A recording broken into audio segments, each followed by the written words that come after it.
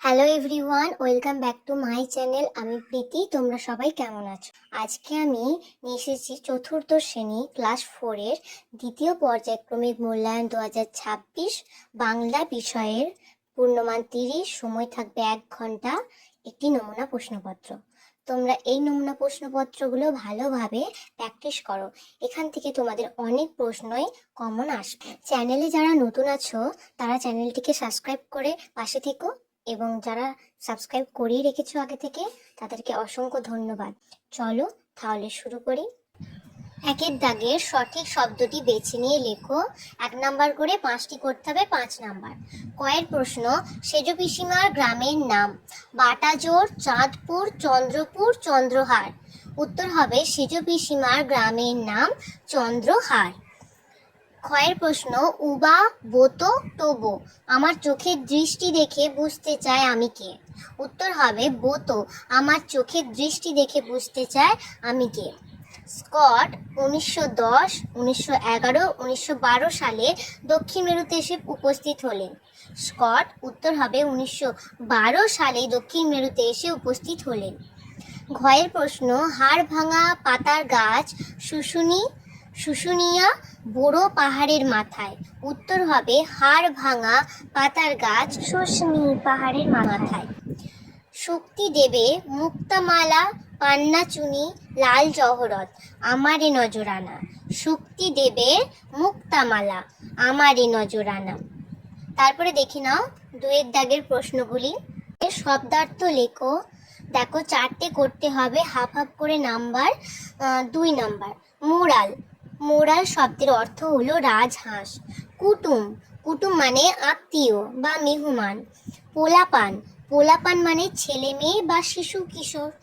আস্তানা, আস্তানা মানে বসবাসের জায়গা বা ডেরা। 3 নম্বর দাগের প্রশ্ন, নির্দেশ অনুযায়ী পুরুষ পরিবর্তন করো। এই প্রশ্নগুলো করার আগে আমি তোমাদেরকে একটা নিয়ম বুঝিয়ে দিই। 3 প্রকার পুরুষ: উত্তম পুরুষ, মধ্যম পুরুষ আর প্রথম পুরুষ। উত্তম পুরুষ মানে আমি, আমরা, আমাদের। আর মধ্যম পুরুষ তুমি, তোমরা, আপনি, আপনারা, তুই, এইগুলো।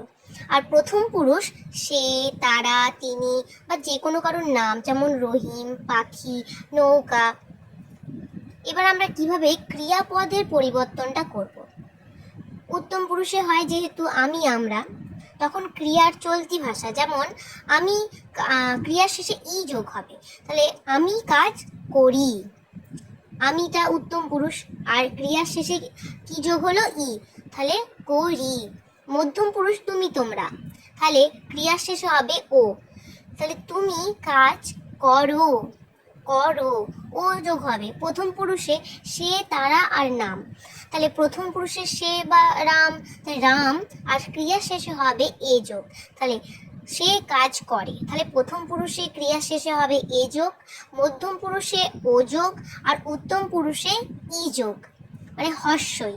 হর্ষই উত্তম পুরুষের জন্য, মধ্যম পুরুষের জন্য ও, আর প্রথম পুরুষের জন্য এ। চলো তাহলে এবার এই প্রশ্ন দুটো দেখে নাও। এই প্রশ্ন দুটো এবার তোমরা নিজেরাই করতে পারবে। দেখো, 2 পা একটু হাঁটি, তাহলে 2 পা একটু হাঁটি, এখানে প্রথম পুরুষ পরিবর্তন করতে বলেছে। প্রথম পুরুষে কি হয়? সে বা তারা, তাহলে আমরা যোগ করব সে বা তারা, বা সে 2 পা, আর হাঁটিটা আছে, হাঁটিটা কি হয়ে যাবে? প্রথম পুরুষে হয় একার, তাহলে সে বা তারা 2 পা একটু হাঁটে, এ হয়ে যাবে, হাঁটিটা হাঁটতে হয়ে যাবে। তারপর ক্ষয়ের, বদর বদর হই বলে নৌকায় পাল তুলে দেয়। উত্তম পুরুষ করতে হবে। উত্তম পুরুষে কি হয়? উত্তম পুরুষে আমি, আমরা, তাহলে আমরা কি যোগ করব? আমি বা আমরা, যে কোনো একটা। বদর বদর হই বলে নৌকায় পাল তুলে, এখানে দেয় আছে, আর উত্তম পুরুষে কি হয়? হর্ষই, তাহলে পাল তুলে দিই। দেখলে কত সহজ। এভাবে তোমরা আরো কিছু আমি নিচেতে প্রশ্ন দিয়ে দিচ্ছি, তোমরা ঘরে ভালো করে প্র্যাকটিস করবে এবং কমেন্টে জানাতে ভুলবে না। আমি কিন্তু সবার কমেন্ট চেক করব কার উত্তরটা ঠিক হলো। তারপরে দেখে নাও 4 নম্বর দাগের নিচের প্রশ্নগুলির একটি বাক্যে উত্তর দাও। 5টা করতে হবে, 1 নাম্বার করে, 5 নাম্বার। কয়ের, কবি কাজী নজরুল ইসলাম বাংলা কাব্যজগতে কি অভিধায় অভিহিত? উত্তর, কবি কাজী নজরুল ইসলাম বাংলা কাব্যজগতে বিদ্রোহী কবি নামে অভিহিত। ক্ষয়ের প্রশ্ন, টমবয় শব্দের অর্থ কী? এই প্রশ্নের উত্তরটা তোমরা কমেন্টে জানাও। গয়ের অশ্বিনী কুমার দত্তের বাড়ি কোথায় ছিল? অশ্বিনী কুমার দত্তের বাড়ি ছিল বাটাজোর গ্রামে। তারপরে প্রশ্ন, কতক্ষণের মধ্যে দাদুর জন্য ওষুধ আনতে হবে? উত্তর, আলো নাটকের কাহিনী অনুসারে শম্ভুকে সন্ধে নামার আগেই দাদুর জন্য ওষুধ আনতে হবে। তারপরে প্রশ্ন, কথক সওদাগর কিভাবে বিভেদ ভেঙে সমস্তকে একাকার করতে চান? উত্তর, আমি সাগর পাড়ি দেব কবিতায় কথক সওদাগর দেশে দেশে ভালোবাসার বন্যা বইয়ে দিয়ে সমস্ত বিভেদের প্রাচীর ভেঙে একাকার করতে চান। তারপরে দেখে নাও 5 নম্বর দাগের নিচের প্রশ্নগুলির উত্তর নিজের ভাষায় লেখো। এগুলো একটু বড় করে লিখতে হবে, দুই করে নাম্বার, 5টা করতে হবে, 5 দুগুণে 10। দেখো প্রথম প্রশ্ন, লেখিকার মাকে কেন জলের দেশের মেয়ে বলা হয়েছে? উত্তর, ধলেশ্বরী এবং ইচ্ছামতি এই দুটি নদী লেখিকার মায়ের বাপের বাড়ির দেশের মধ্য দিয়ে প্রবাহিত। আবার ইচ্ছামতি নদী থেকে খাল কাটা হয়েছে, সেই খালের পাড়েই লেখিকার মার বাপের বাড়ি, তাই লেখিকার মাকে জলের দেশের মেয়ে বলা হয়েছে। তারপরে ক্ষয়ের প্রশ্ন, বড় পিসিমার বাড়ি থেকে ফেরার সময় প্রবল ঝড় বৃষ্টিতে ফাঁকা মাঠে কথকের যে অভিজ্ঞতা হয়েছিল তা লেখো। উত্তর, কথকের বড় পিসিমার বাড়ি থেকে নিজের বাড়ি ফেরার সময় পথঘাট ছিল জলে ভেজা, চারিদিক বৃষ্টি ভেজা, পথ জনহীন, চারিদিক কেবল পাট ক্ষেত, ফাঁকা মাঠে বৃষ্টির ফোঁটা যেন পেরেক গাঁথা থ্যাবড়া হাতের চর। কিন্তু কথকের আনন্দের বিষয় যে ঝড়ের থাকা তাকে 3 গুণ বেগে সামনের দিকে ঠেলে দিচ্ছিল। বাতাসের গর্জন, বাজ পড়ার কড়কড় শব্দে শীতে ভয়ে কথক কাঁপতে লাগলো। প্রকৃতির এই ভয়ঙ্কর রূপ দেখে কথকের মনে হচ্ছিল প্রকৃতির কাছে ধরিত্রী মা অসহায়, একাকী। তারপরে প্রশ্ন, কত সালে স্কট জন্মগ্রহণ করেছিলেন?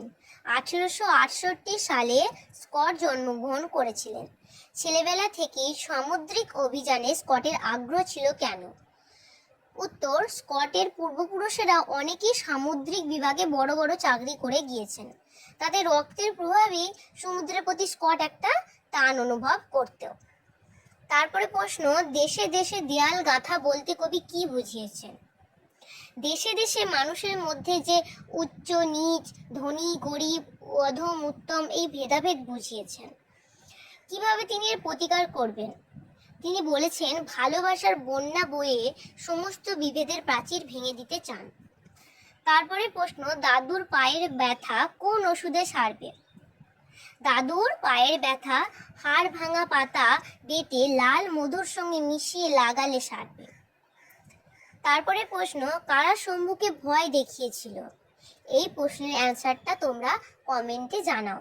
তারপরে 6 দাগের ক স্তম্ভের সঙ্গে খ স্তম্ভ মেলাও। দেখো এদিকে আছে ধলেশ্বরী, কঞ্চির, ক্যাপ্টেন স্কট, শুশনি পাহাড়, আর খ স্তম্ভে আছে ডায়েরি, মধু, খ্যাপা নদী, তীরঘর। তাহলে ধলেশ্বরীকে বলা হয় খ্যাপা নদী, কঞ্চির তীরঘর, ক্যাপ্টেন স্কট ডায়েরি, শুশনি পাহাড় মধু। সাথে সন্ধি বিচ্ছেদ করো, 4টে করতে হবে, 1 নাম্বার করে 4 নাম্বার। প্রথম দেশান্তর, তারপরে সূর্যাস্ত, তারপরে বিদ্যালয়, তারপরে স্বাধীনতা। দেখে নাও, দেশান্তর হবে দেশ যুক্ত অন্তর, সূর্যাস্ত সূর্য যুক্ত অস্ত, বিদ্যালয় বিদ্যা যুক্ত আলয়, স্বাধীনতা স্বযুক্ত অধীনতা। বন্ধুরা, আজকের ভিডিওটা এই পর্যন্তই। যদি ভিডিওটা আপনাদের ভালো লেগে থাকে তবে একটি লাইক দিতে ভুলবেন না এবং বন্ধুদের সাথে শেয়ার করবেন। আর আপনি যদি এই চ্যানেলে নতুন হন তবে অবশ্যই সাবস্ক্রাইব করে পাশের বেল আইকনটি বাজিয়ে দিন, যাতে পরের ভিডিওর আপডেট সবার আগে আপনি পান। দেখা হচ্ছে পরের ভিডিওতে, ততক্ষণ ভালো থাকবেন, সুস্থ থাকবেন। ধন্যবাদ।